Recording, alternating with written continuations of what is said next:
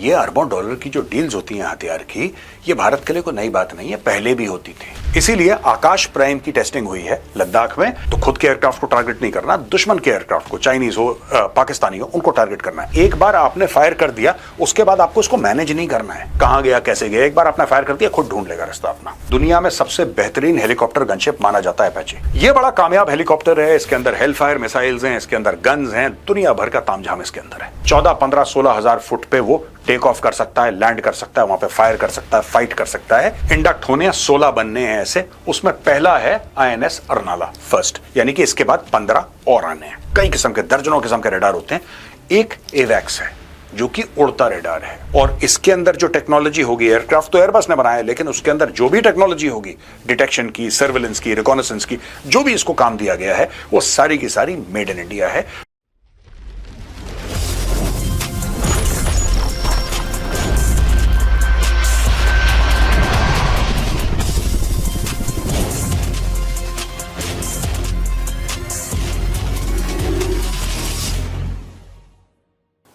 जय हिंद दोस्तों, मैं हूं मेजर गौरव आर्य और आप देख रहे हैं द चाणक्य डायलॉग्स।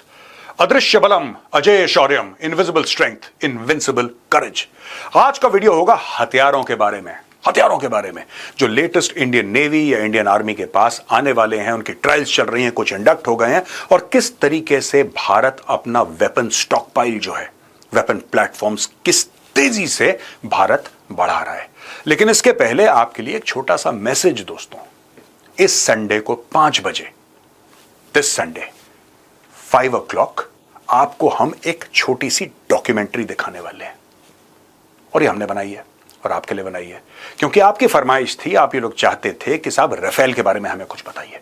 तो हमने एक्सपर्ट से बात करी, और एक्सपर्ट से बात करने के बाद हमें यह पता लगा कि इसमें तो बड़ी पेचीदा चीजें हैं। किस तरीके से ऑर्डर हुआ, किन लोगों ने साजिश करी कि ये ना आए, फिर ये आया किस तरीके से, इससे क्या फायदा हुआ, ये किस प्रकार का एयरक्राफ्ट है, पूरी की पूरी चीजें। कंट्रोवर्सी क्या थी, इतनी देरी कैसे हो गई, भारत के चैलेंजेस क्या हैं, भारत को कितनी शक्ति मिली राफेल आने के बाद, वो पूरी की पूरी स्टोरी हम आपको सुनाएंगे इस संडे को शाम को 5 बजे।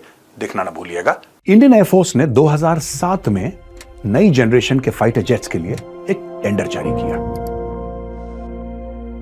इस टेंडर में अमेरिका के F-16 फाइटिंग फैल्कन, रूस का MiG-35, स्वीडन का ग्रिपेन, फ्रांस का राफेल और यूरोपियन यूनियन का यूरोफाइटर टाइफून शामिल थे। अप्रैल 2011 तक इन फाइटर जेट्स की कई स्टैंडर्ड्स पे टेस्टिंग हुई, जिसमें यूरोफाइटर और राफेल को शॉर्टलिस्ट किया गया। इंडियन कंडीशंस और इंडियन एयरफोर्स की ऑपरेशनल रिक्वायरमेंट्स को देखते हुए 2012 में इंडियन एयरफोर्स ने राफेल जेट को सबसे बेस्ट माना। As far as the Rafale is concerned, it is a 4+ generation aircraft, one of the best aircraft in the world as far as fighter inventory is concerned. I had the opportunity to fly the best of the aircraft in their air forces.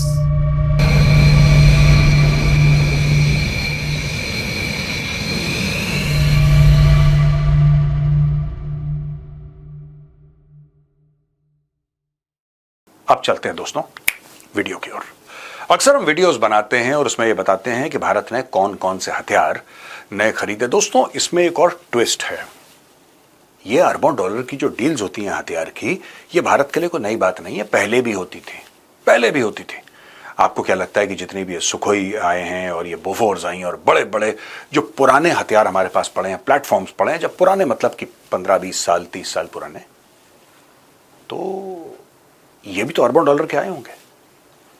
लेकिन नया आजकल ये है कि अगर ये 10 अरब की, उदाहरण के लिए 10 अरब की डील अनाउंस होती है कि साहब 10 अरब की डील है, तो उसमें से 9.5 अरब भारत की कंपनियों को बिजनेस जा रहा है।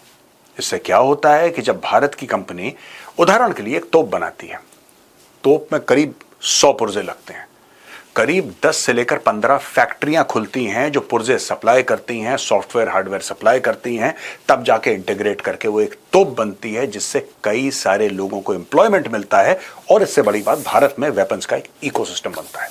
तो चलिए कुछ नए हथियारों के बारे में आज बात करते हैं और उस इकोसिस्टम के बारे में आपको और ज्यादा जानकारी देने की कोशिश करूंगा।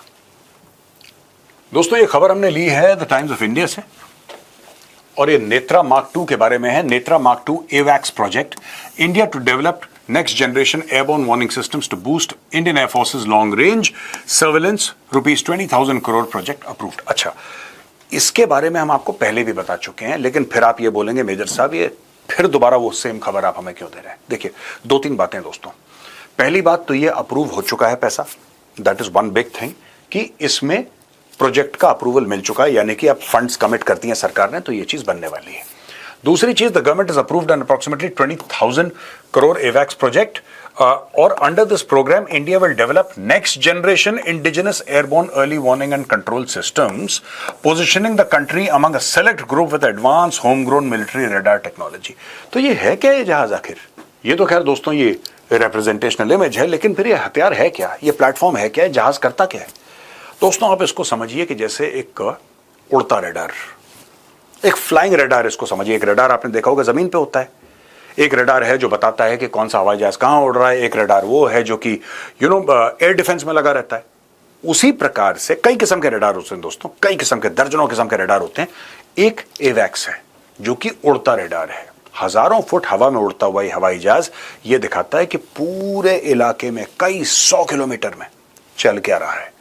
और ये बैटलफील्ड या फिर सिचुएशनल अवेयरनेस होना लड़ाई के लिए बहुत आवश्यक है। तो दोस्तों the programme is also known as Netra mark 2 is being spearheaded by the DRDO which will work with several Indian companies and Airbus. Under एवैक्स India 6 large airborne warning systems will be developed. ये total 6 develop करेंगे दोस्तों, और system will be installed on Airbus 321 aircraft with complex antennas and advance technology integrated on board. अब आप समझ गए Airbus के साथ क्यों काम कर रहे हैं। एयरबस के साथ इसलिए काम कर रहे हैं क्योंकि ये जितने भी जहाज थे, मैं फिर बता रहा हूं, ये रिप्रेजेंटेशनल इमेज है, ये वो नहीं है। ये सिर्फ आपको कि एवैक्स दिखता मोटा मोटी कैसे है, एक जहाज होता है, उसके ऊपर रडार होते हैं, उसमें एंटीनाज होते हैं, दुनिया भर की चीजें होती हैं, सिर्फ ये दिखाने के लिए। लेकिन असल की स्टोरी ये है, ये देखिए साहब, एयर इंडिया। अब ये जो A321 एयरक्राफ्ट है ये एयर इंडिया से लिया है। आपको पता है एयर इंडिया पहले गवर्नमेंट ऑफ इंडिया का हुआ करता था, उसके बाद प्राइवेटाइज हो गया, टाटा ग्रुप ने ले लिया। तो इसमें से इंडियन एयरफोर्स ने 6 जहाज ले लिए और इन 6 जहाजों पर यह टेक्नोलॉजी अब हम लगाएंगे। ये एयरबस के बनाए हुए जहाज हैं, राइट, लेकिन उसके अंदर पूरा जो रडार का सिस्टम है, पूरा airborne warning and control systems है, that is indigenously designed by DRDO। हमारे लोगों ने डिजाइन करा है, हमारे लोगों ने डेवलप करा है और ये हम लोग एग्जीक्यूट करने वाले हैं। Radar coverage 300 degree, AIIMS for nearly full circle coverage, detection range 500 kilometre, यानी कि 500 किलोमीटर के दायरे में कोई हवाई जहाज, कोई हेलीकॉप्टर, कोई ड्रोन, कोई एरियल थ्रेट, कुछ भी मिसाइल हो, कुछ भी हो, इसको पता लग जाता है और ये बता देता है कि साहब ये होने वाला है। तो एक आपका रडार ग्राउंड में है, एक आपका रडार हवा में है। 300 डिग्री, 360 डिग्रीज का टोटल कवरेज है। It aims for 300 degrees and expansion. Airborne Command and Control, Maritime and Ground Surveillance, possible SAR, EW Environment Resilience, Endurance Range, 8 घंटे का Endurance Range है with Aerial Refueling, Altitude Range 50 to 65,000 feet above sea level, Speed है इसकी Mach 0.7, यानी कि less than, subsonic है, less than the speed of sound, Indigenous Mission Computer Operator Consoles, Battle Management System, Tactical Software, Data Links, Countermeasure Suit, etc. etc. इसमें basically क्या है दोस्तों, मैं आपको बताता हूं कि एयर इंडिया से आपने 6 जहाज लिए क्योंकि आपको एक फ्लाइंग प्लेटफॉर्म चाहिए और आपको कोई सुपरसोनिक जेट नहीं चाहिए, इसमें उसकी रिक्वायरमेंट नहीं है। आपने एयर इंडिया से 6 जहाज लिए, उन वो एयरबस के थे 6 जहाज, जैसा मैंने बताया A321, उन जहाजों को आपने मॉडिफाई करा। इसमें एयरफोर्स का क्रू बैठेगा, उसके अंदर पूरा आप देखिए लेटेस्ट कंप्यूटर्स डाले जाएंगे, लेटेस्ट रडार्स, EW सब कुछ डाला जाएगा और इसको एक फ्लाइंग रडार बनाया जाएगा। और इसके अंदर जो टेक्नोलॉजी होगी, एयरक्राफ्ट तो एयरबस ने बनाया, लेकिन उसके अंदर जो भी टेक्नोलॉजी होगी, डिटेक्शन की, सर्विलेंस की, रिकॉनेसेंस की, जो भी इसको काम दिया गया है, वो सारी की सारी मेड इन इंडिया है। तो इसको बनाने के बाद India becomes one of the very few Nations on earth which have their own indigenous technology of this kind. और दोस्तों इसके पहले कि मैं ये कवर करूं, ये प्लेटफॉर्म, इसके बारे में मैं आपको बताऊंगा, मैं चाहता हूं छोटा सा वीडियो देखें।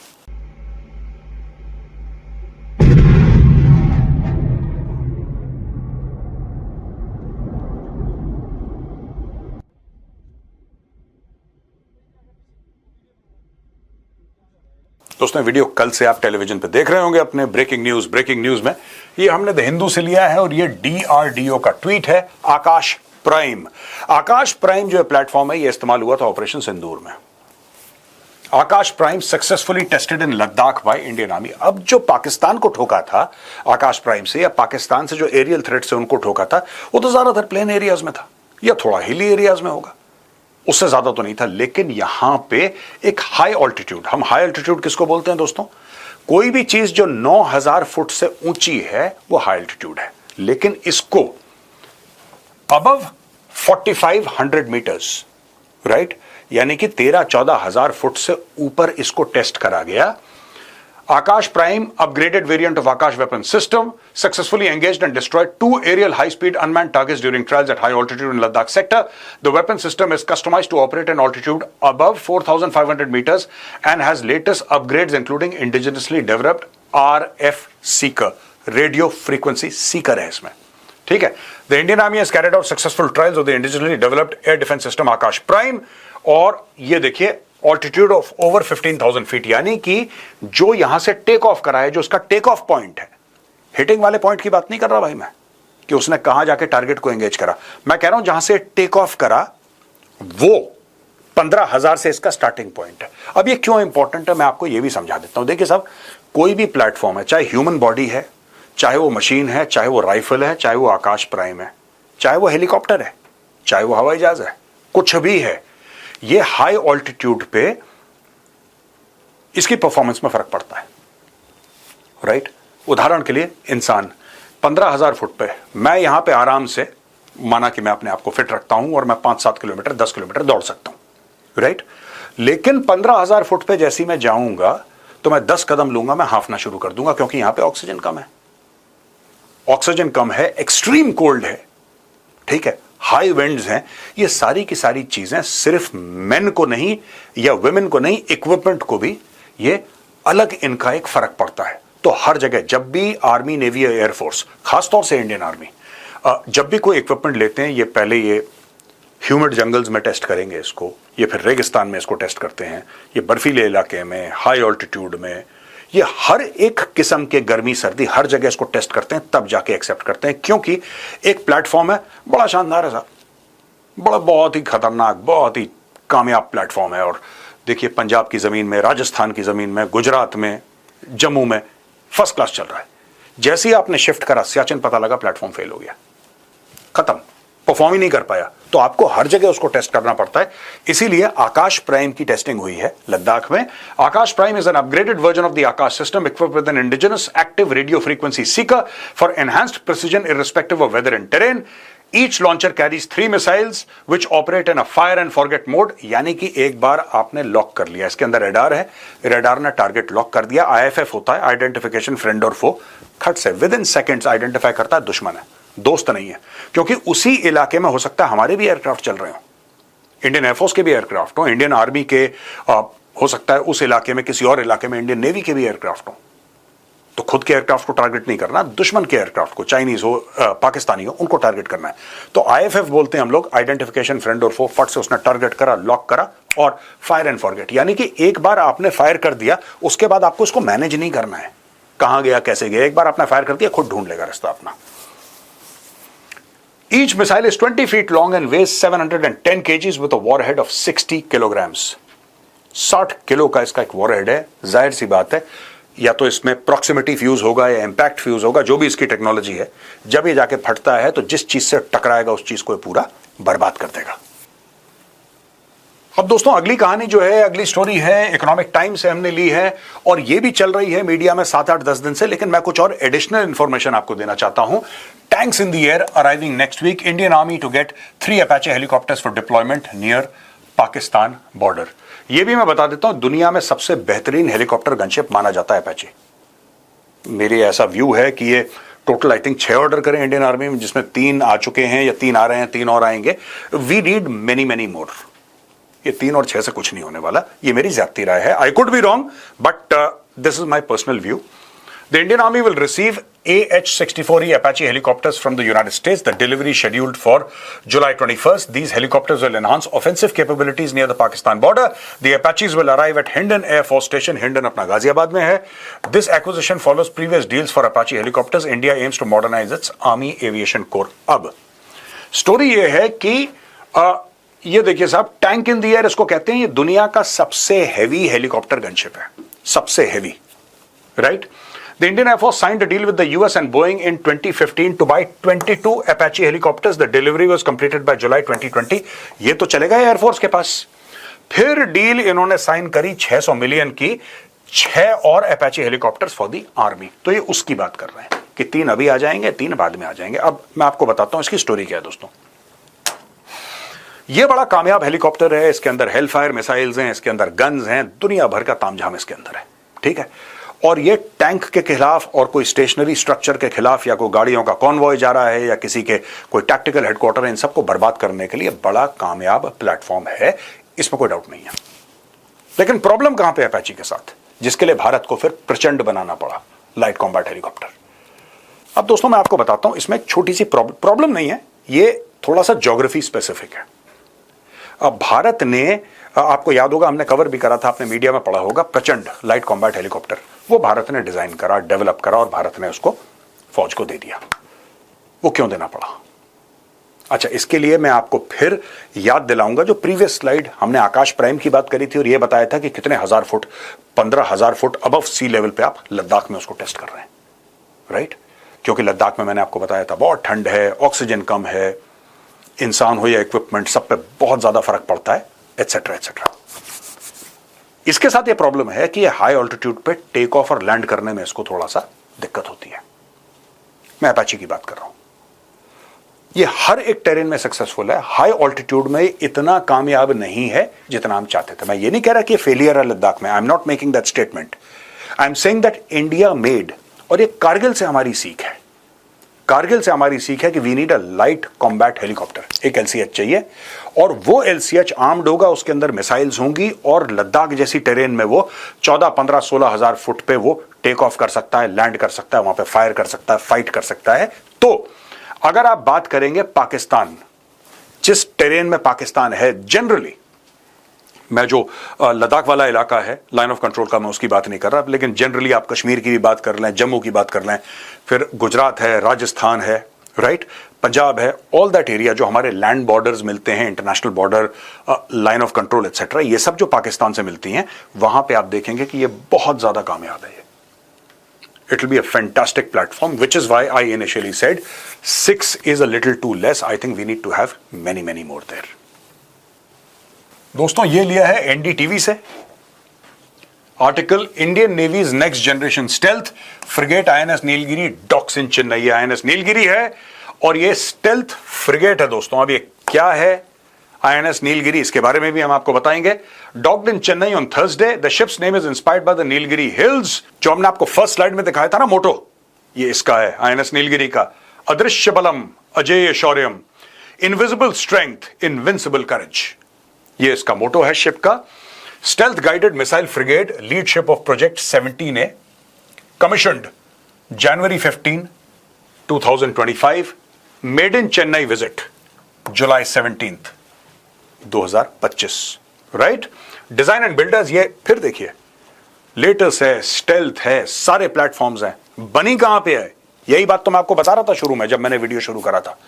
ये बनी कहां पे है? Design by warship design bureau, build by Mazagon docks Mumbai and garden reach ship builders जो हैं कोलकाता. तो ये मुंबई और कोलकाता में बना है ये.